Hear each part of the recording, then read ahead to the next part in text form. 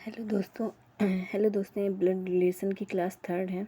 चलिए स्टार्ट करते हैं। क्वेश्चन, एक परिवार में 7 सदस्य हैं ABCDEFG। इनमें से केवल 2 विवाहित जोड़े हैं और केवल 3 पुरुष हैं। इसमें बोल दिया गया है 2 विवाहित जोड़े हैं और केवल 3 पुरुष हैं। ओके, और ए अविवाहित है, ए और एफ भाई बहन है। ए जो और एफ है जो वो भाई बहन। अब हमें इनका जेंडर नहीं पता है कि कौन भाई है कौन बहन है। उसके बाद बोला गया है, और ए अविवाहित, ये भी बोला गया है। बी के पति के 2 बच्चे हैं। यहाँ बी के पति हैं, बी के पति के 2 बच्चे हैं। डी एफ का पिता है, यहाँ पे बना ले रहे हैं। डी जो है वो एफ का पिता है। ओके, जी ए की भतीजी है और ए अविवाहित है, यानी जी ए की भतीजी है।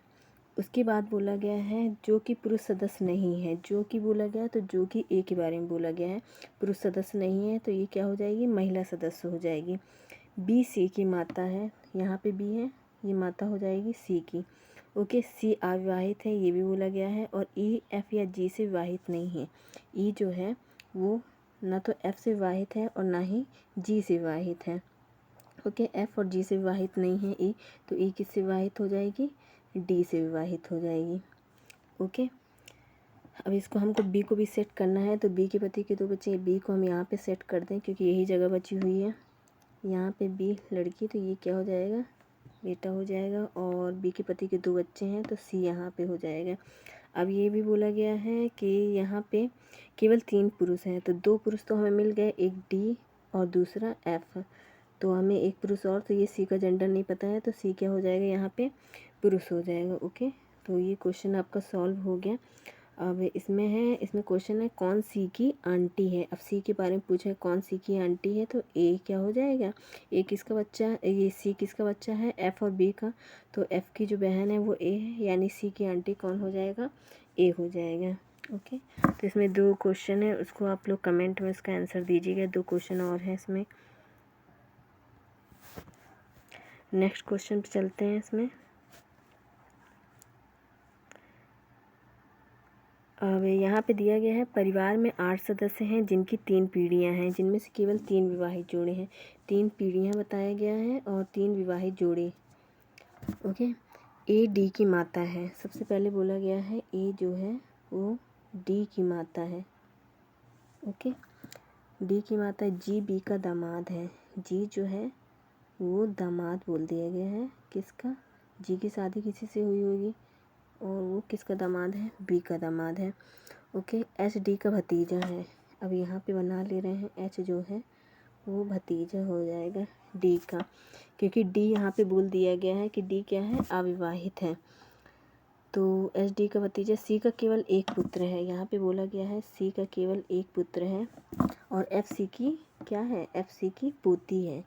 एफ यहाँ पे मान लीजिए, अब ये नहीं पता है कि सी का केवल एक पुत्र है, हो सकता है उसकी पुत्री भी हो, उसकी लड़की हो, उसकी पोती, उसकी लड़की की पोती, उसकी लड़की की लड़की एफ हो, तो हो सकता है ये एफ पोती हो जाए। अभी हमें इसके बारे में पता नहीं है कि सी की पुत्री की लड़की एफ है, तो एफ सी की पोती। अभी हम ऐसे बना ले, ई एफ की माता है। अब यहाँ पे ई जो है एफ की माता हम यहाँ बना ले रहे हैं। ओके, अब हमें इसको सेट करना पड़ेगा। यहाँ पे ये बोला गया है सी का केवल एक पुत्र और एफ सी की पोती है। इससे आप ये अंदाज़ा लगा लीजिए कि सी क्या हो जाएगा, इसमें सबसे बड़ा जेंडर हो जाएगा, तो सी को हम यहाँ पे ही बैठाएंगे। ओके, और उसके बाद बोला गया है सी की क्या है, सी की एक पोती है। तो डी तो अविवाहित है, यानी कि यहाँ पे इसका कोई बच्चा होगा, उसकी एफ लड़की होगी। ओके, और एफ ये है, और ये बोला गया है यहाँ पे, ये बोला गया है जी दामाद है बी का। तो जी दामाद है बी का, तो अब यहाँ पे तो रख नहीं पाएंगे, तो हम मान लीजिए हम जी को यहाँ पे रख दें, जी दामाद है बी का। तो एफ की जो माता है, एफ की माता ई है, एफ की माता ई है, तो इसका पिता कौन हो जाएगा, इसका पिता कौन हो जाएगा, बी हो जाएगा।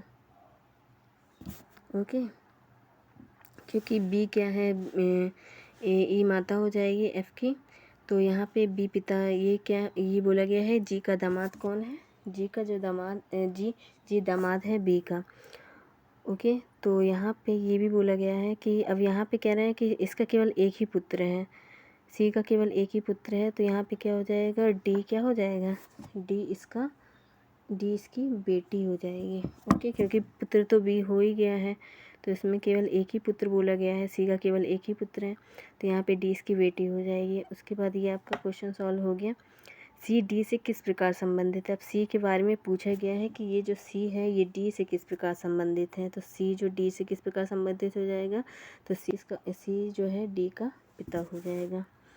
ओके, अब नेक्स्ट क्वेश्चन पे चलते हैं।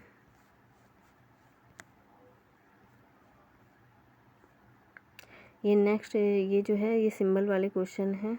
ये सिंबल वाले भी कई बार क्वेश्चन आ जाते हैं एग्ज़ाम में।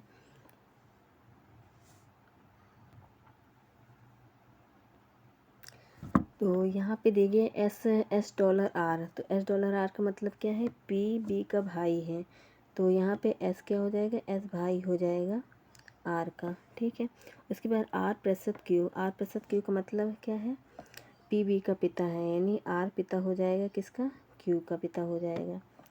फिर बोला गया Q at the rate Y, यानी Q at the rate Y का मतलब है पी बी की बहन है, तो क्यू क्या हो जाएगी, वाई की बहन हो जाएगी। उसके बाद वाई स्टार एम का मतलब क्या हो जाएगा, पी बी का पुत्र है, तो यहाँ पे वाई किसका पुत्र, वाई पुत्र हो जाएगा एम का।